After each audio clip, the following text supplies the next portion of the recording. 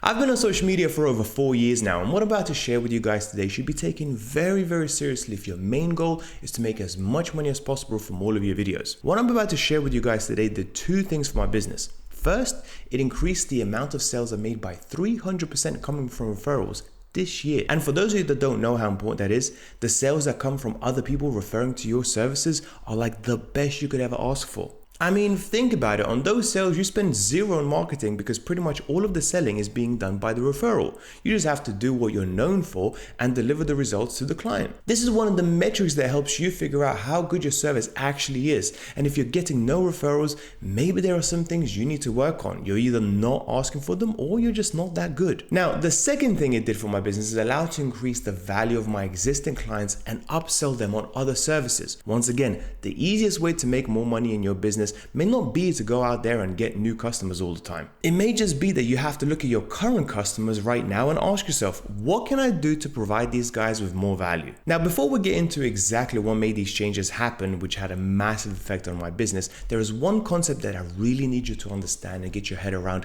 when it comes to social media. And that is the difference between rented audience and owned audience. Okay, so first up, rented audience. This is the audience that you and I have right now on all of our social media platforms. Instagram, YouTube, TikTok, Snapchat, all of those followers that you have right now are rented. This means that they may be here right now watching your content, but one day their interest may change. They may grow up, they may get bored, they may not want to watch you anymore. And this is the normal and the sad reality of social media. See, I am sure you watching this video right now can relate and think of a few creators that used to absolutely obsess over a few years ago, but now you're just not really that interested in with what they're posting these days. Maybe they post less, change their content, change their style, or you yourself just no longer interested in them. See, what I'm saying here is normal, but what could also happen is a big change in the algorithm where your content just won't be shown to all of your audience that is interested in you. I had this happen myself on TikTok back in 2023. At the beginning of the year, I was on about 10,000 followers. Then all of a sudden, I decided to switch up my content. I thought maybe making videos around side hustles would work, and maybe reacting to other people's doing these side hustles would be entertaining and helpful. And it was. Over the next 6 months, I went from 10,000 followers to 900,000 followers. And I'll be honest, everything was going great. Each video was getting like 300,000 to 500,000 views, plenty of comments, plenty of engagement. And then at the end of summer in 2023, I started to see the views suddenly start to drop off. Instead of getting the usual 300,000 to 500,000, I was getting maybe 100,000 if I'm lucky. Then a month later, it dropped down to like 50,000 views every now and then. And I noticed that the algorithm on TikTok has completely changed. See, going viral became much harder on TikTok because they made very little ad revenue and they were starting to push videos that were way over 1 minute, whilst most of my stuff was around the 20 to 30 seconds mark. So there I was with all of these followers and terrible views on every single video with people commenting, "Where did you go?" and "Boy, did you fall off." And from that time, I only have one regret, and that is not pushing to actually own my audience. See, if I could go back to the time when I was getting all of these views and all of this attention, I should have just brought as many people onto my email marketing list and a community.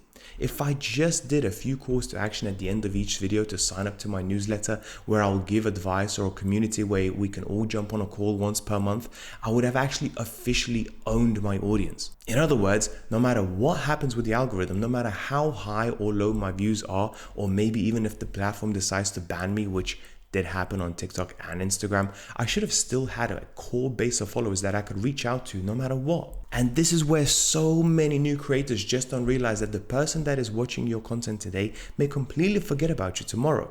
And that's just the reality that you and I have to accept. So what can we do to avoid that? Well, like I said earlier, email marketing and free communities. Now you may be saying, "Hey, I'm just getting started. I've got low views. I don't even know what to put in these emails, or what should I say in the community?" And maybe with what I'm about to tell you, that might just change your mind. See, on average in sales and marketing, it takes about 8 touch points to get someone to buy from you. In other words, a touch point is where a potential customer will see a piece of content or engage with you in some sort of way. Now, given that's the case, don't you want to get through those 8 as fast as possible? Especially when you know that whatever you post will actually reach that person as opposed to being pushed away by the algorithm. See, the chance of a customer to watch 8 separate videos that you have probably posted within a space of a month is much, much smaller than if you posted 2 videos, got the viewer to sign up to your email newsletter, and got them to read 6 of your emails where you provided useful information. Now, you may be thinking, but people don't read emails. It sounds like a big waste of time, and maybe they will just land in their junk inbox. Again, sorry to say, but you're wrong. If these people didn't read emails, they wouldn't be signing up to your newsletter in the first place. And I also think you'd be surprised on how many people, especially over the age of 30, prefer reading content than watching a video. Just trust me when I tell you, it was a big surprise when I looked into my open rates of the emails that I was sending out. On the 13,000 people in my email list, I had an average of about 30% open rate. Just to save the time on doing the math, this is almost 4,000 people opening up every single email that I send them. Not bad, right? And it's definitely worth doing in my opinion. Okay, so with all of that being said, why are free communities so important? I bet if you have the same interest as me, you have probably watched like the 50th ad from Alex Hormozi on how you can start your own community on school or join their school games. Now, I'm not going to go into detail why I don't think school is the best platform to do it, but I will go into detail why I think you need to have a community right now. Not only is this considered a touch point to your audience every single time they interact with the community, it also has a very easy way to bring your people together.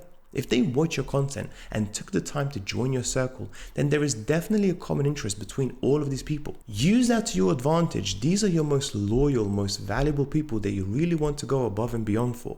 Not only they talk directly with you, but they can also speak with each other and help each other out. Think about it, your community is talking to each other, getting value from sharing ideas, and you don't even have to be there every single time. And on top of that, the value that they receive is associated with you, because at the end of the day, you're the one that created the community. You're the one that made it happen. And don't you just want to be the person that does whatever they can to help the people that support you? I know I do. And this is where all of this goodwill and positive association with your brand will come from. And think about it, if you are prepared to give away so much for free and genuinely help, people will be far more inclined to help you back, want to work with you, and like I said at the very beginning of the video, refer more people towards whatever it is that you have on offer. Now, if you do need my help with your social media strategy on how to monetize your audience efficiently, make sure to check out the links below and jump on a call. Until then, thank you so much for watching.